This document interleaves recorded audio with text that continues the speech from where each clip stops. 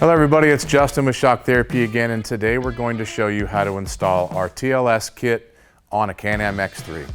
This kit will allow you to support the factory toe link. It will also prevent bolt failure and wallering out the hub. If you already have a hub that's damaged, this kit will repair the hub and support the toe link for the future. This is a relatively easy installation. It should only take you about 30 minutes. So let's go over to the bench and take a look at what is included in the kit. So on the bench to my left, we have all three versions of our TLS kits: stock toe link, 5/8 rod end, and 3/4 inch rod end. In a stock TLS kit, the components that are included are 4 hardened washers, Loctite, Unibit, pinch bolts, stainless steel TLS spacers, and metric hardware. What's different in this kit, as opposed to the 5/8 and 3/4 rod ended kits, are that this kit uses hardened metric bolts and also has one less spacer to allow for the stock toe link to be supported. Next, in our 5/8 and 3/4 inch kit, what's included are 1/2 inch hardened bolts, hardened washers, step drill, Loctite, pinch bolts, and 6 TLS spacers. These spacers differ from a 5/8 to a 3/4 inch kit to allow you to put a larger rod end on the 3/4 kit. As always, we recommend that you lay out all the parts in the kit on the workbench before you start. This way you can make sure that you have everything you need and you can install them in order that we recommend. With that done, let's go ahead and get started installing it on the car. So step one is going to be jacking the car up off the ground and removing the tire for the side that you're going to be working on. After you've got the tire off, we're going to go ahead and loosen up the axle nut. Next, with a set of needle nose pliers, go ahead and pull the cotter pin out of the factory axle nut. With the cotter pin removed, with a breaker bar and a 30mm socket, you can loosen up the factory axle nut. There should be about 180 to 200 foot-pounds on it, so you're going to need to have a friend hold the brakes at the same time while you break this loose.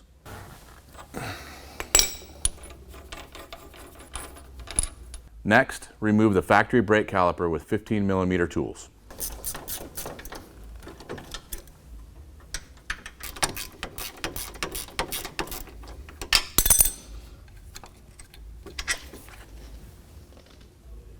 When removing the brake caliper, you do not have to disconnect the line. You can just set the caliper to the side.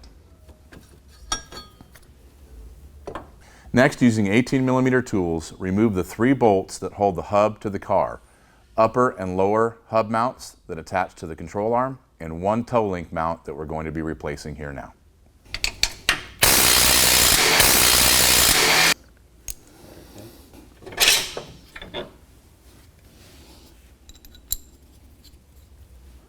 With all of the hardware removed from the arm and removed from the spindle, you can remove the spindle from the car by pushing the axle in as you remove the rest of the hub.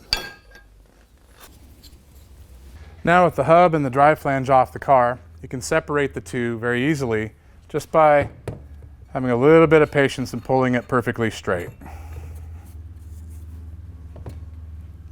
Set the hub in the vise by clamping the caliper mounts.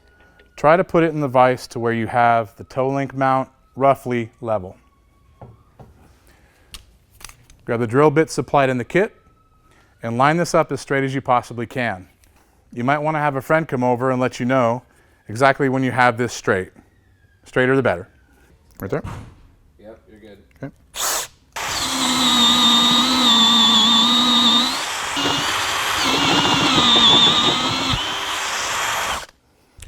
Make sure that you go all the way through the hub with the drill bit supplied. The last size is 3/4 of an inch, and that's what we want this hole to be. Before we put it on the car, I want to take a minute and show you how the spacers install, because it's a little bit hard to see once it's installed on the arm. Included in the kit is the bolt, pinch nut, and hardened washers, as well as the 2 TLS spacers. The 2 spacers in the kit are different. The inside spacer is flat on both sides, and the outside spacer has a recess in it to lock the factory toe link in place. Make sure that this recessed spacer is installed in the spindle on the outside portion where the toe link is going to bolt to it. Make sure that the smooth spacer is installed on the inside of the spindle or hub, just like so. and the outside spacer with a recess in it sitting on the outside of the hub. Once this hub is on the car with the spacers in place, you're going to install the factory tow link and install the supplied hardware through the tow link with the washer and the pinch nut on the inside.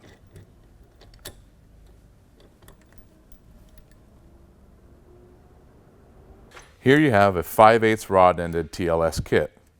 The difference is that this system allows you to use a 5/8 rod end instead of a stock tow link. Basically, this kit installs exactly the same as a stock system does, with the exception of having an extra TLS spacer in the kit. The smooth TLS spacer installs to the inside of the hub. Now go ahead and The outer spacer has an extension machined into it to receive the 5/8 rod end. With the 5/8 rod end that normally would be attached to your radius rod or tow link, use the remaining spacer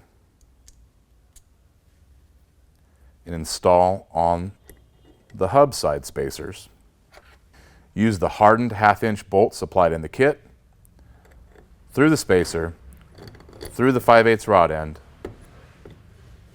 and through both TLS spacers in the hub. Use the supplied hardened washer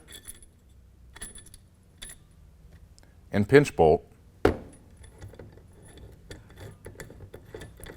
to complete the kit installed on the hub. Remember, what you're looking at is how this kit installs on the car. We're just showing you on the hub, on the bench, to make it a little bit easier to see. Now that you have a better idea of how these spacers install on the hub, let's go ahead and install everything on the car.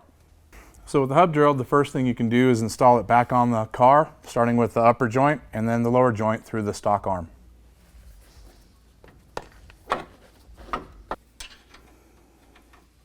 With the hub installed in the arm, now you can install the TLS spacers in the hub. Use a small amount of red Loctite on the spacers. This is not a strength issue. This just holds the spacers in place so that the next time you have the hub apart, the spacers remain in the hub. Start with the inside spacer.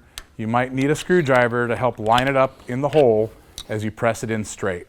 Once the inside spacer is installed, you can install the outside spacer, which has got a recessed cup in it that locks the tow link in place. With both spacers installed, you can now install the tow link onto the spacers with the bolt that was supplied in the kit. Installing this nut on the back side is a little bit hard and it's in a tight spot, but it can definitely be done. With the drive flange still off of the car, go ahead and tighten up the upper, lower, and tow link hardware.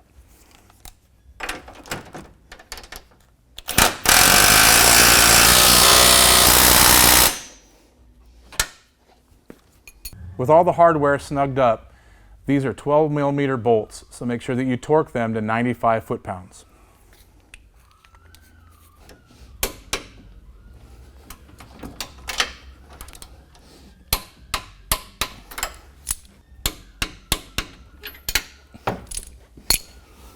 With all the hardware torqued to 95 foot-pounds, you can install the drive flange. It installs fairly easy as long as it's perfectly straight, so be patient. Take your time.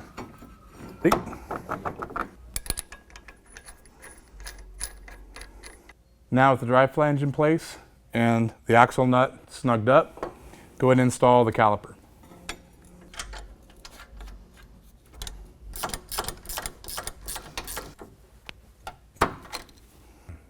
So with the brake caliper installed, the brake caliper hardware is torqued to 35 foot-pounds.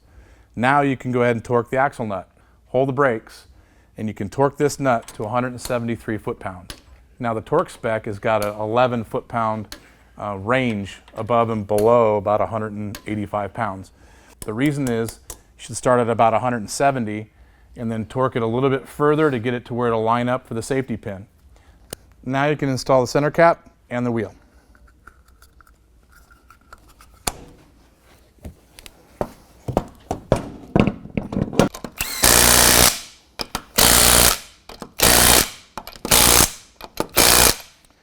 Make sure you torque your lug nuts to about 90-95 foot-pounds. All All right, so now that we've got everything completed on the driver's side, you can go ahead and go over to the passenger side and duplicate everything we just showed you exactly the same one more time.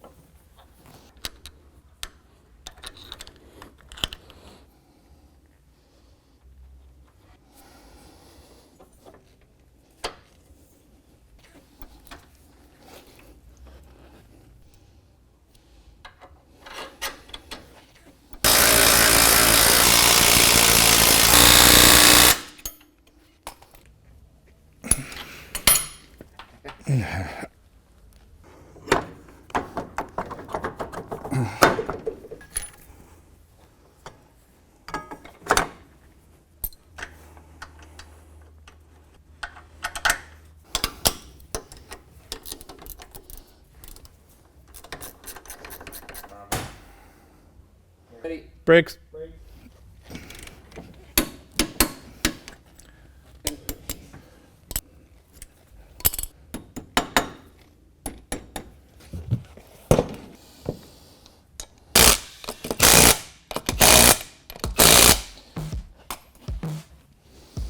Now, the complete kit is installed.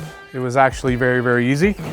As you see, this should only take about 30 minutes to do. As long as you have the right tools, it's a very easy install. We do want you to remember that there are 3 different versions of this TLS kit.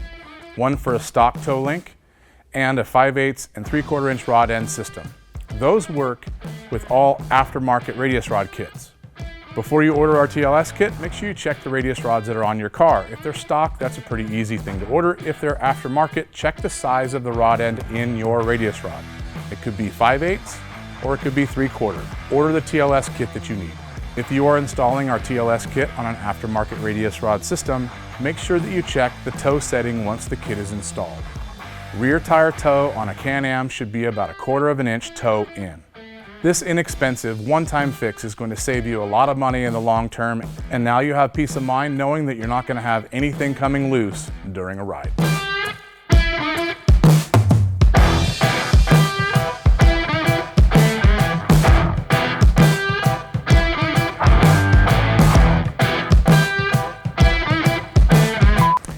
So step 1 is going to be jacking up the off.